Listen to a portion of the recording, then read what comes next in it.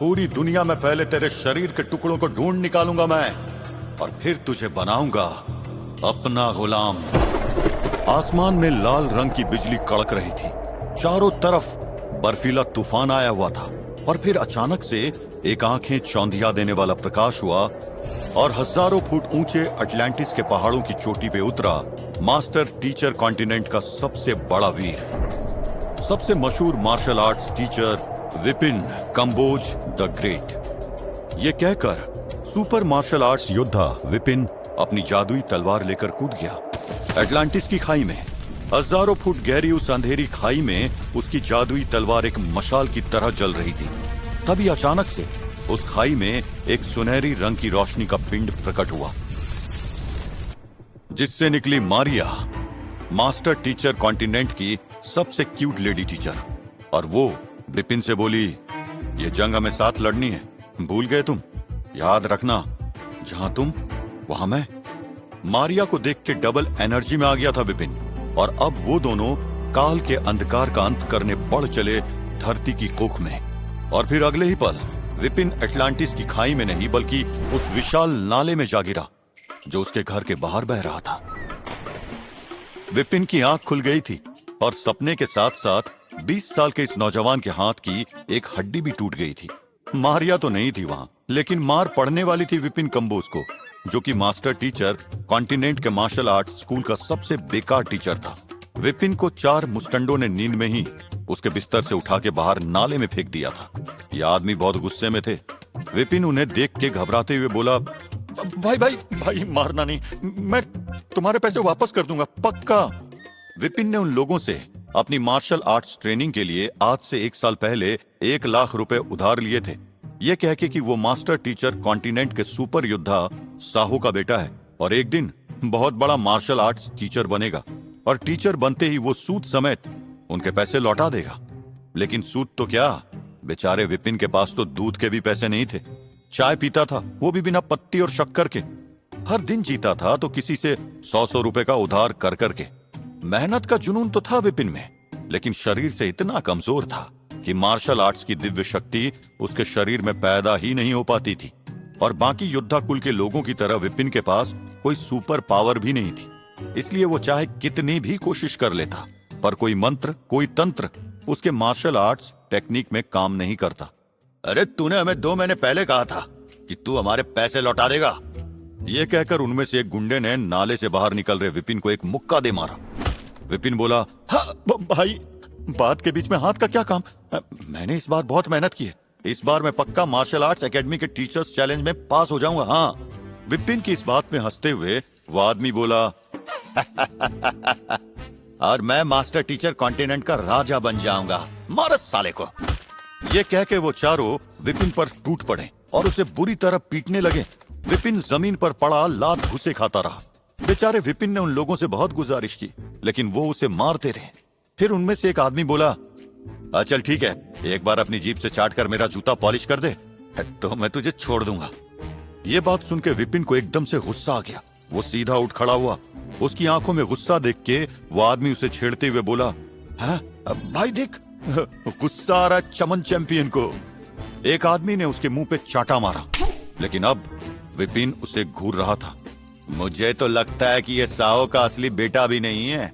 ऐसा तो नहीं है कि जब साहो बाहर दुनिया बचा रहा था तो कोई दूसरा तेरी माँ से इश्क लड़ा रहा था, है? ये गिरी हुई बात सुन के विपिन की आंखों में खून उतर आया और वो बोला, भाई अब ज्यादा हो रहा है। विपिन की बात सुन के उन मुस्टंडों में से एक बोला, कमाल है, इतनी गिरी हुई बात सुन के भी तू सिर्फ बात ही कर रहा है। अगर तू असली मर्द होता ना तो हमारा मुंह तोड़ देता। अब तो यकीन हो गया है कि अपनी माँ की अय्याशी की पैदाइश है तू सच में नंबर 0 ही है। 15 साल पहले भयानक के हाथों अपने पिता साहो और माँ गायत्री को खो चुका विपिन अनाथ ही बड़ा हुआ था और पिछले 15 सालों में आदत पड़ गई थी उसे इन सब बातों की। लेकिन एक बात जो उससे बर्दाश्त नहीं होती थी वो थी कि कोई उसे नंबर 0 बोले। इसलिए उस गुंडे के मुंह से वो सुनते ही विपिन की आंखों में खून उतर आया। नंबर 0 नहीं बोलेगा मुझे। और अगले ही पल विपिन ने उस आदमी के मुंह पे पूरी ताकत से लगा के एक मुक्का जड़ दिया। तैश में आके उसने उस आदमी को मार तो दिया था, लेकिन अब वो गुंडे उसे जिंदा नहीं छोड़ने वाले थे और विपिन ये बात जानता था। इसलिए वो कालाहारी के जंगलों में जो उसके खंडहर हो चुके घर के पीछे थे उनमें अपनी जान बचाकर भाग गया। कालाहारी के जंगल मौत की घाटी के नाम से भी जाने जाते थे क्योंकि वहां बहुत ही भयानक जानवर रहते थे। लेकिन विपिन उन राक्षसों से बचने के लिए उन खतरनाक जंगलों के अंदर भाग गया। सुबह से शाम हो गई, वो आदमी वहीं जंगल के बाहर उसका इंतजार करते रहे, लेकिन विपिन जंगल से बाहर नहीं आया। आखिर में ये मान के कि विपिन जंगल की भेंट चढ़ गया, वो लोग वहां से चले गए। पर देर रात बुरी तरह घायल विपिन वापस अपने घर लौटा। उसके शरीर पे लगे घाव बता रहे थे कि जंगल में कई जानवरों ने उस पर हमला किया था। विपिन ने किसी तरह अपने जख्मों पर मरहम लगाया। दर्द में तड़प रहा विपिन घर में लगी अपने पिताजी की तस्वीर के सामने जाकर खड़ा हो गया और बोला, ये किस बात की सजा है पिताजी? मेरे अंदर आपका एक भी गुण क्यों नहीं है? क्यों नहीं हूं मैं आपकी तरह शक्तिशाली? ये कहते हुए विपिन की आंखें भर आई और वहीं अपने पिताजी की तस्वीर के नीचे रोते रोते कब सो गया उसे पता ही नहीं चला। अगली सुबह थी। मार्शल आर्ट्स एकेडमी के टीचर्स चैलेंज की। दुनिया के सभी एकेडमीज में सिर्फ स्टूडेंट्स को एंट्रेंस टेस्ट देना पड़ता था, लेकिन यहां इस एकेडमी में साल की शुरुआत में एकेडमी के सभी मार्शल आर्ट्स टीचर्स को अपनी शक्ति और टेक्निक का इम्तिहान देना होता था। इस इम्तिहान को पास करके ही ये साबित होता था कि वो टीचर किसी स्टूडेंट को मार्शल आर्ट्स योद्धा बनाने की ट्रेनिंग देने के काबिल हैं। अगर कोई टीचर लगातार 3 साल तक ये टीचर्स चैलेंज पार नहीं कर पाता तो उसे एकेडमी से हटा दिया जाता था। उसके बाद वो योद्धा कभी मार्शल आर्ट्स टीचर नहीं बन सकता था। पिछले 2 सालों से इस चैलेंज को पास करने में नाकामयाब रहे विपिन से आज तक किसी स्टूडेंट ने मार्शल आर्ट्स की ट्रेनिंग नहीं ली थी। आज का ये टीचर्स चैलेंज विपिन के लिए एक आखिरी मौका था अपने महान पिता की तरह इस मार्शल आर्ट्स एकेडमी में टीचर बनने का। कमजोर और जख्मी हालत में विपिन आ पहुंचा था मार्शल आर्ट्स एकेडमी के ग्राउंड में, जहां सभी मार्शल आर्ट्स टीचर खड़े थे। ग्राउंड के चारों तरफ बने स्टैंड्स में मास्टर टीचर कॉन्टिनेंट की जनता बैठी थी। ये टीचर्स चैलेंज साल की सबसे बड़ी मार्शल आर्ट्स प्रतियोगिता थी। विपिन कंबोज को उस टूटी फूटी हालत में पट्टियों में लिपटा देख सभी लोग उस पर हंसने लगे। अरे नंबर 0 फिर आ गया। एक दर्शक बोला, अबे घोड़ों की रेस में गधे की भी एंट्री हो गई है। दूसरे ने कहा, अबे एक्शन में कॉमेडी की जरूरत भी होती है, तो साला नंबर 0 मार्शल आर्ट्स की दुनिया का कॉमेडियन है। विपिन को ये बातें बहुत चुभ रही थी, लेकिन वो कुछ नहीं बोला। वो चुपचाप ग्राउंड में खड़े बाकी मार्शल आर्ट्स टीचर्स के साथ आके खड़ा हो गया।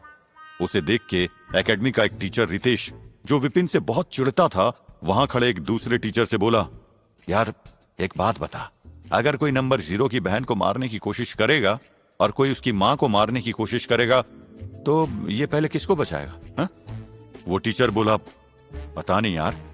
रितेश बोला, भाई ये सबसे पहले खुद को बचाएगा। ये कह के रितेश और वो दूसरा टीचर जोर जोर से हंसने लगे। विपिन रितेश की गर्दन उसके शरीर से अलग कर देना चाहता था, लेकिन उसने खुद को रोका और अपने चैलेंज पे ध्यान दिया। एक के बाद एक मार्शल आर्ट्स टीचर एक दूसरे से लड़ते गए और किस्मत देखिए, जब विपिन की बारी आई तो उसके सामने था रितेश। मुकाबला शुरू हुआ। पलक झपकते ही रितेश ने विपिन पर मार्शल आर्ट्स के वारों की बारिश शुरू कर दी। विपिन का पूरा शरीर पहले ही बुरी तरह घायल था, इसलिए रितेश के ये वार उसके शरीर को तोड़ते चले गए। लेकिन विपिन में ताकत की कमी थी, हिम्मत की नहीं। इसलिए ना विपिन की नजरें झुकी और ना उसके घुटने कमजोर पड़े। विपिन ने रितेश पर वार करने की कोशिश की, लेकिन रितेश में बहुत फुर्ती थी। इस वजह से विपिन के वार रितेश को छू भी नहीं सके। विपिन मार खाता रहा, लेकिन वो खड़ा रहा। 3 मिनट के बाद जब मुकाबला खत्म हुआ तो सभी जजेस ने रितेश को विजयी घोषित कर दिया। विपिन को देख के उस मुकाबले के जज बोले, विपिन कंबोज, ना आप कोई ऊर्जा वार कर सके, ना आपके मार्शल आर्ट्स मूव से आपके प्रतिद्वंदी को कोई परेशानी हुई। आप खुद को उसके किसी वार से बचा भी नहीं सके। माना कि आप खड़े होके पिटते रहे, लेकिन इस एकेडमी में हम स्टूडेंट्स को मारने की ट्रेनिंग देना चाहते हैं, मार खाने की नहीं। इसलिए आप ये चैलेंज हारते हैं। विपिन अपने पिता की तरह एक महान मार्शल आर्ट टीचर बनने का अपना तीसरा और आखिरी मौका खो चुका था। एकेडमी के ग्राउंड में खड़े सारे लोग उस पर हंस रहे थे। नंबर 0 की आवाज सिर्फ एकेडमी में ही नहीं, विपिन की आत्मा में भी गूंज रही थी।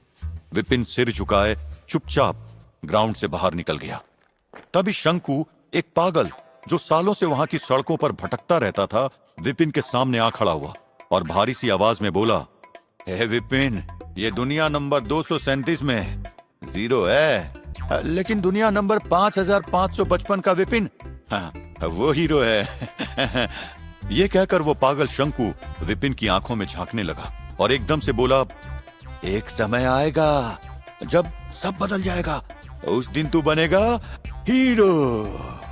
बिना उस पागल शंकु की बात पे ध्यान दिए विपिन वहां से निकल गया और शंकु चिल्लाता रहा, ये वाला विपिन 0 है, जो आने वाला है वो हीरो है, हीरो। अब कौन सा विपिन हीरो था और वो कब और कहां से आने वाला था, ये तो भगवान ही जानता था। पर फिलहाल इस विपिन की जिंदगी में मुसीबतों का अंत नहीं हुआ था। विपिन जब अपने घर पहुंचा तो वहां उसका इंतजार कर रहे थे वही गुंडे जो कल उससे अपना उधार वसूलने आए थे। लेकिन इस बार जैसे ही वो गुंडे विपिन को मारने के लिए आगे बढ़े, विपिन भागा नहीं। वो बोला, आओ एक एक करके सबको बताता हूं। विपिन जानता था कि ये गुंडे उसे जान से मार देंगे, लेकिन अब बात जान की नहीं, आत्मसम्मान की थी। विपिन उन गुंडों से तब तक लड़ता रहा जब तक कि उसके शरीर में कतरा भर भी जान बाकी थी। आखिर में 3 आदमियों ने छटपटाते हुए विपिन को पकड़ लिया और उनका मेन बॉस तलवार से विपिन का गला काटने ही वाला था कि तभी एक सफेद रंग की बिजली कड़की। सब कुछ जैसे बहुत धीरे हो गया, समय रुक गया। वे सभी गुंडे वहीं जम गए और एक दिव्य द्वार खुला और उसमें से बाहर आया एक लंबा चौड़ा मार्शल आर्ट्स योद्धा। विपिन इस शख्स को जानता था, और विपिन क्या, मास्टर टीचर कॉन्टिनेंट का हर शख्स इस योद्धा को जानता था। विपिन के सामने खड़े थे मास्टर टीचर कॉन्टिनेंट के सबसे महान गुरु मास्टर शेख, वही मास्टर शेख जो गुरु थे विपिन के पिता साहू के। मास्टर शेख, आप यहाँ क्या कर रहे हैं? विपिन के इस सवाल के जवाब में मास्टर शेख मुस्कुराते हुए बोले, कुछ नहीं विपिन, तुम्हारे नंबर 0 के खिताब के आगे 1 लगाने आया हूं। ये कहते ही मास्टर शेख ने एक झटके से अपनी हथेली से विपिन के सीने पे एक ऊर्जा वार किया और अगले ही पल विपिन की आत्मा के सामने थी विपिन की बॉडी। हवा में तैरती विपिन की आत्मा ने अपने शरीर को देखा, जिसको पकड़ के वो 4 गुंडे जमे खड़े थे। और फिर उसने मास्टर शेख से पूछा, ये मैं अपने शरीर से बाहर कैसे आ गया? अगले ही पल विपिन की आत्मा के चारों तरफ की दुनिया बदलती चली गई और कुछ ही पलों में वो खड़ा था एनर्जी के बहुत बड़े आयाम में। ऊपर नीचे दाएं बाएं हर जगह बस एनर्जी की तरंगे बह रही थी। विपिन ने नीचे जमीन की ओर देखा तो उसे ऐसा लगा कि वो रोशनी के सागर में खड़ा है, जिसमें से हल्का हल्का धुआं उठ रहा था। हजारों फुट ऊपर आसमान में नीली और हरी ऊर्जा की तरंगे बह रही थी। उसके सामने हवा में कुछ अजीब सी लाल रंग की चिंगारियां भी फूट रही थी। विपिन की सोल इस ऊर्जा के सागर में टहलने लगी और उसने आगे बढ़ के एक लाल रंग की चिंगारी को छुआ। उस ऊर्जा की चिंगारी को छूते ही उसे एक अजीब सा कंपन महसूस हुआ। इससे पहले कि विपिन की आत्मा कुछ कह पाती, विपिन के साथ खड़े मास्टर शेख मुस्कुरा के बोले, शून्यकाल में स्वागत है तुम्हारा नंबर 0। समय आ गया है तुम्हारा अपनी शक्तियों को हासिल करने का।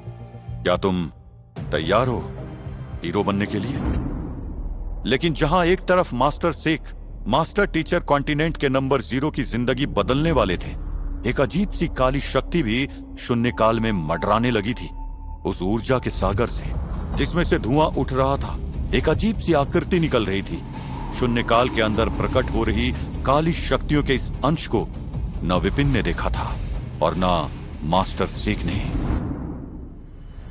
क्या थी ये काली शक्ति जो बंद थी शून्यकाल में? आखिर मास्टर शेख कैसे इतने सालों बाद लौट आए थे विपिन के पास? क्या थी ये जगह शून्यकाल जहां मास्टर शेख विपिन की सोल को ले आए थे? कैसे बनने वाला था विपिन नंबर 0 से सुपर हीरो? इन सवालों के जवाब जानने के लिए सुनते रहिए समय की अनंत धाराओं में तिलिस्म के धागों से बंधी ये रोमांचक कहानी नंबर 0, सिर्फ पॉकेट FM पर।